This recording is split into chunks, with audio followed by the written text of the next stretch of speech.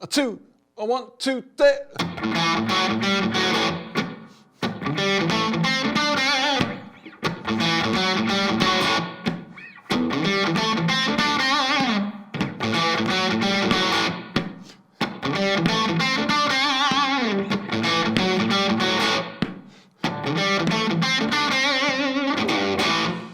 All right, we've reached an amazing moment of guitar. This is the moment when my particular style of playing branched off from the rest of guitar humanity, and I developed a technique that's really unique to a lot of the things that I can do. And at this point, it's still something that's pretty simple to do. So I want to show you this technique at its core. And this is going to open up so many possibilities for things in the future. And again, it's a cool lick now. So it's based on this shuffle lick. Let's listen to it one more time just to hear the groove. 1, 2, 3. Nice space.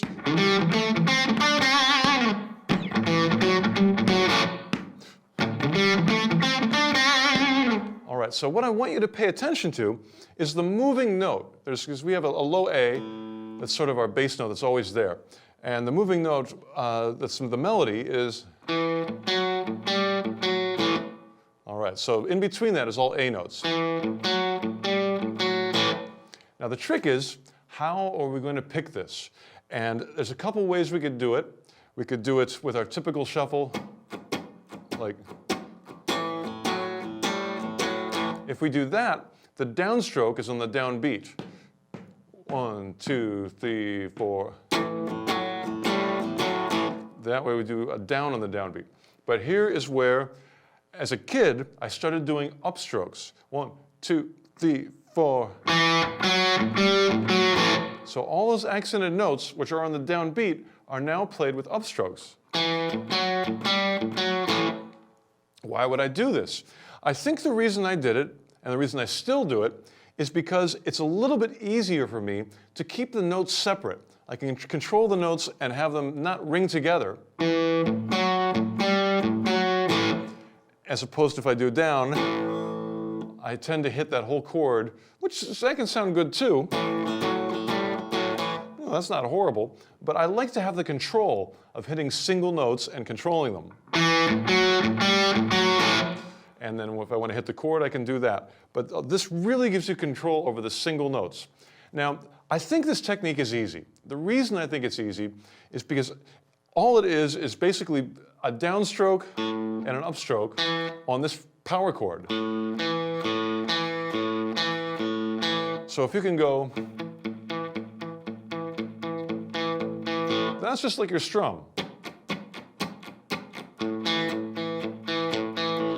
That's the core technique, but I'm moving it in time in relation to where our beat is so that the last note comes first.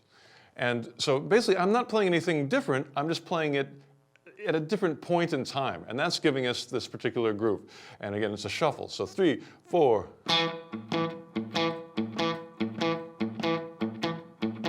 That's what I'm getting. And again, all those accents in the downbeat are played with an upstroke. So I'm going up, down, up, down, up, down, up, down, up.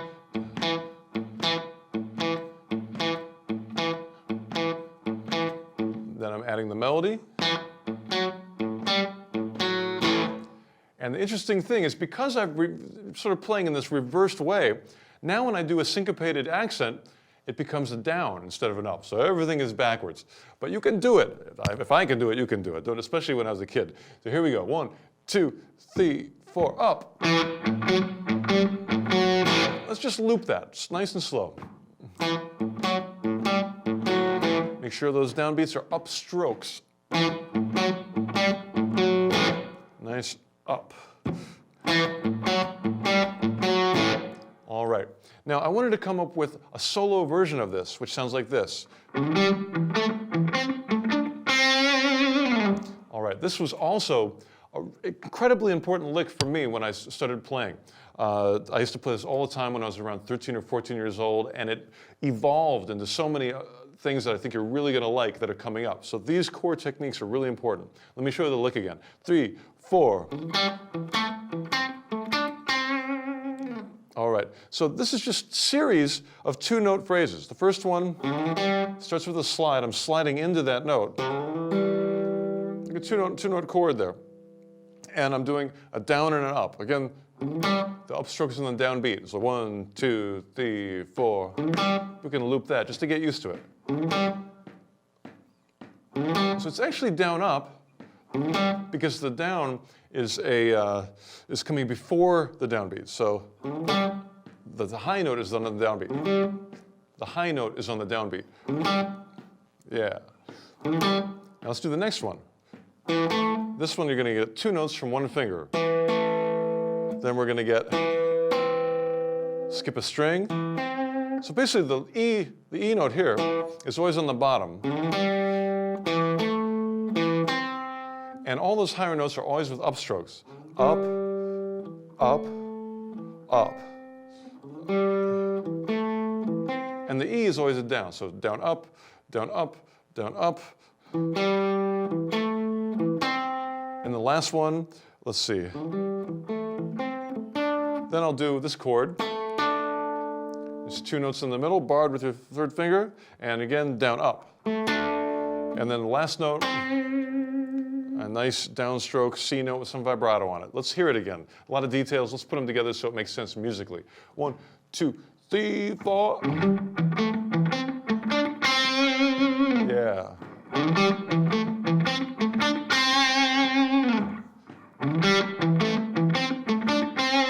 doing some muting to make those notes nice and tight, but the main thing here is to get the upstroke on the downbeat. Let's put the whole thing together so you can listen to it one more time. 1, 2, 3, 4.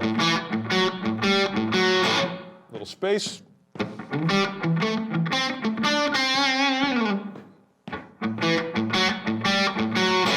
Two, three, four. Now, the very beginning of this, I'm coming in with a note that comes before the one. We talked about that before, where, and let me just play it for you first so you can hear it. I'm just going to focus on that part. 1, 2, 3, 4. 2, 3, 4. 2, 3, 4. 2, 3, 4.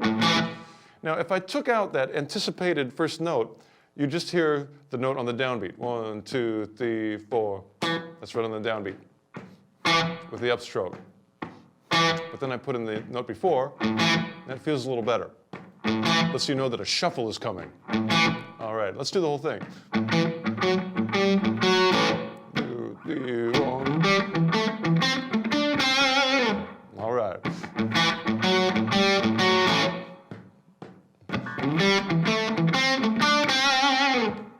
Now, because this whole technique is based on doing an upstroke on the downbeat, it's important that we know where the downbeat is. So this is one where I'm really going to encourage you to get your foot going, or a metronome or a drum machine or something. But I like the foot, because then, you know, you're really in tune with it, because it's you. You are the drum machine. You are the metronome. 1, 2, 3, 4.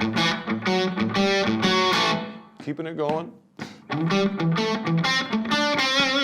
This is the core of so much stuff. Let's do it a little quicker. 1, 2, 3, 4.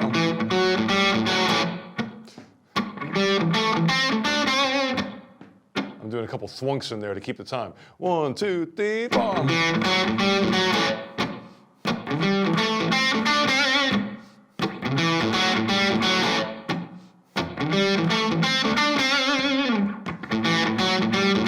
Good shuffle.